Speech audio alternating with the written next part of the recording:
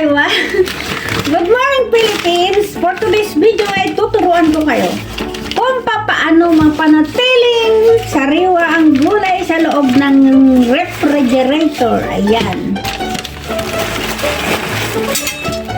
Ibabalot natin siya sa dyaryo. Saka natin ilalagay sa rep. Ayan. Kahit 2 linggo yan guys sa rep nyo. Hindi yan malalanta. Pag nakabalo sa dyaryo. Pag may luma kayong dyaryo. Ayan. Ganyan lang. Gayahin nyo lang ako. Taran! Tapos na. Oh. At dahil alam nyo na, lingguhan kong mamili si amo ng gulay. Kaya ang ginagawa ko, binabalot ko sa dyaryo. Pero para makapal, ginagawa ko, dinodoble ko yung dyaryo. Madami kasi kaming dyaryo. Yung nanggagaling sa school na mga dyaryo, dinadala ni amo. So, ayan. May nakakasama. Ganyan lang ang gagawin natin, guys. Sobrang bilis lang, o, diba? Ganun lang, kabilis. Kung paano natin mapanatiling sariwa ang ating gulay sa loob ng rep.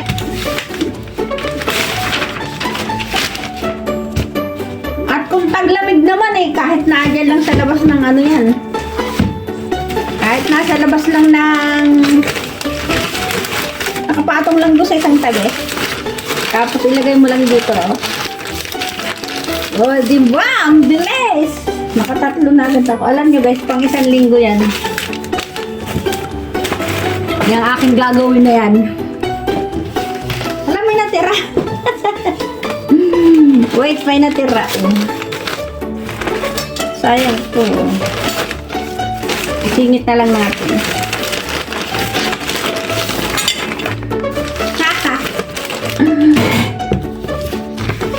Pang 1 linggo guys ang aking babalutin. Marami yan.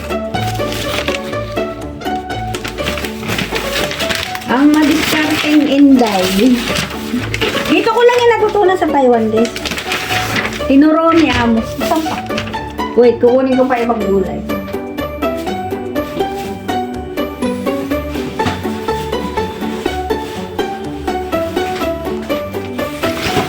Ayan, ito nga pala yung kutsay guys. Ang kutsay, ang mustasa, ang mapait.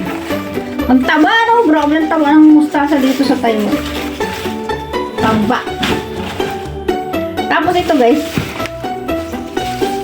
Kutsay. Yan o. Ang sarap niyan guys, kutsay. Wala rin sa Pilipinas. Wala akong nakikita. Bahala eh. Sakto pang 1 linggo itong itatalo ko sa rep guys. Kasi tuwing Sabado lang si amo na namimili ng gulay. Diba? Bilis! Ay, walang malaking dyaryo. Maliit na yung dyaryo yung natira. Ano ba yan? Pwede. Pwede yan. Pwede naman gawa ng paraan. So, diba? Kaya nga madiskarte ako eh. Lahat ng bagay pwedeng gawa natin ng paraan. Ano, diba? Kahit maliit yan, pwede.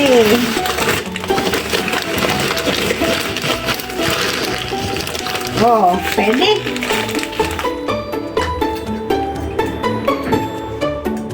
Lagyan natin ng goma.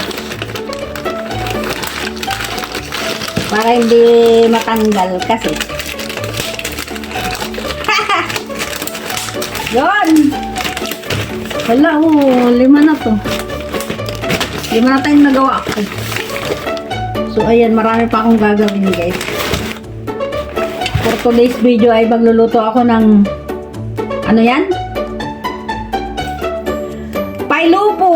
Ang tawag dito ay pailupo sa radis. Lalaho ka ng karni, kaunting karni. At dahil wala akong karning naka-ready, ito ang aking lulutuin ngayon. Yan yung maliliit na hiniwang-hiwang karne. I-steam ko lang yan, tapos sausaw lang yan sa toyo at saka bawang. Ang sarap. Dami ko yung gagawin ng Inday. Oh, ayan, linggo-linggo ang kakainin namin. Talbos kamote. Kaya hihimayin ko lahat yan. Talbos kamote na yan. Ang dami. Hindi pa ako tapos. Meron pa ako. Wait lang. Kasi hindi pa ako tapos. Mayroon pa akong sisilid. Tapos silisilid natin sa rep. Mamaya natin hihimayin yan. Wait lang.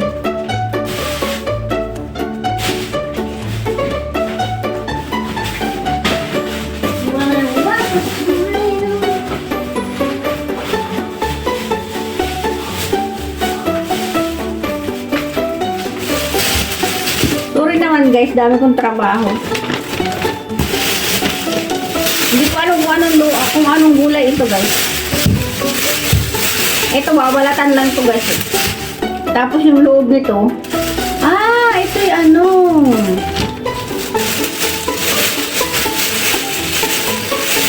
Siguro yun na nga. Ito yung kutsay, katawan ng kutsay. Tapos, lumalaki siya, ayan, kaya ito mapait. Pero ang loob nito, pwedeng ulamin. Ala, everything is under newspaper. Everything is under newspaper. Dami kong gagawin, marami pa.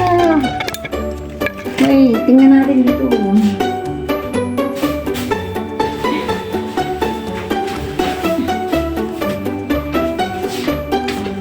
Daming gulay, no? Kasi nga, guys, pang isang linggo yan. Huwag na kayong magtaka.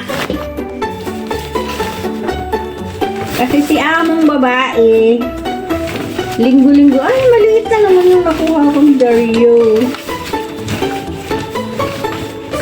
Maliit naman, pero pwede yan. O, diba? Ito yung paborito ko na kinakain. Paborito ko ito, guys. Ang litos. Wow.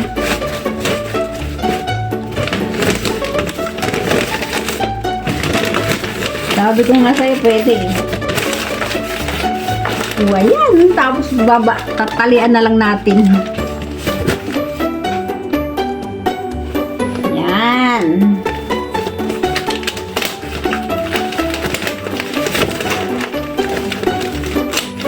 Today's video, tapos na ako mag-pack ng aking mga gulay at ready nang ilagay sa rep. Hala, ang dami. Ilan yan? 1, 2, 3. Wait, nagulo.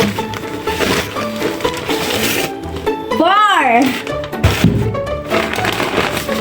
5, 6, 7. Sakto pang isang linggo. O, diba? Ay, may naiwan na naman ako. Ang hilig-hilig ko. Lagi akong may naiiwan na isa. Oh. Pwede naman isingit.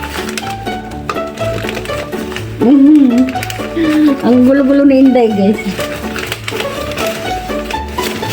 Ayan, thank you for watching. At dahil sinasakto ko, guys, yung aking video na 13 minutes palagi. Kaya para masaktong 13 minutes yan, di gawin na natin itong pailupo.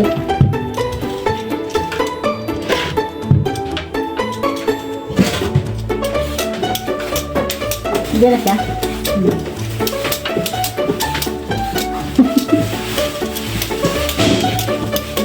Andiyan na si Inday. Okay. 这个是人家的。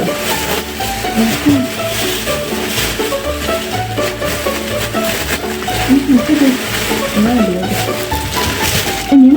那个袋子装的，我用蒜头的袋子装好。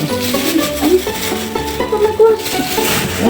我装给别人啊这是，OK。参加的啦，我是不会买的，不然就是烧汤用的。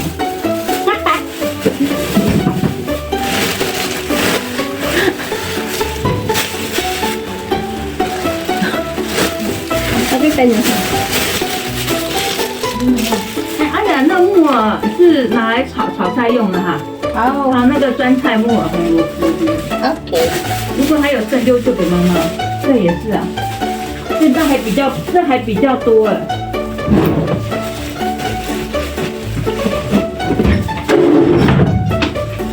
Ma, si Ivan, no? Si Ivan na yan, no? Hindi, wala sa sarili.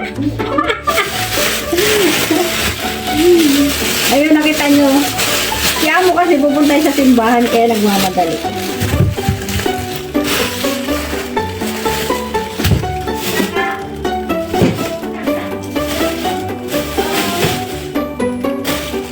Kaya, pagka pamalingki, namili uli yun eh, bago umalis.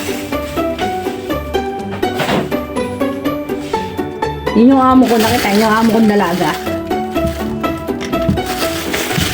Ayan, ituloy na natin yung pagtatrabaho.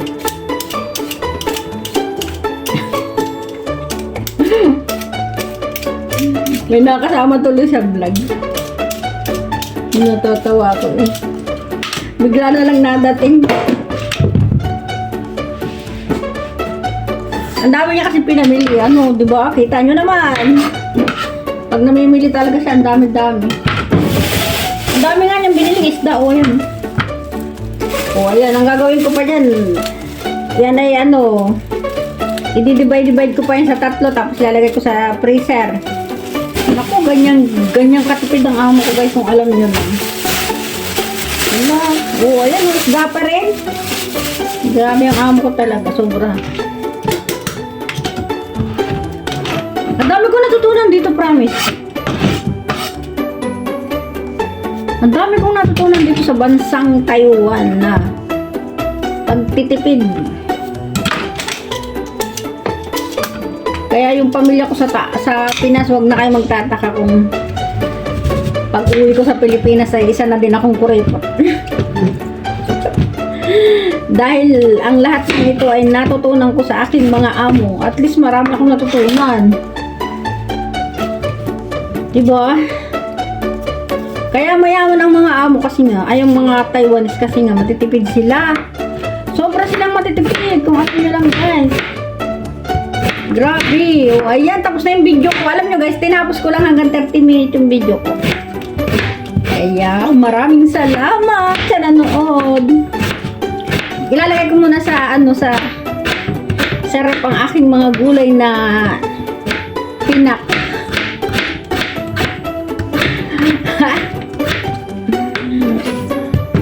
Bye everyone. Thank you for watching.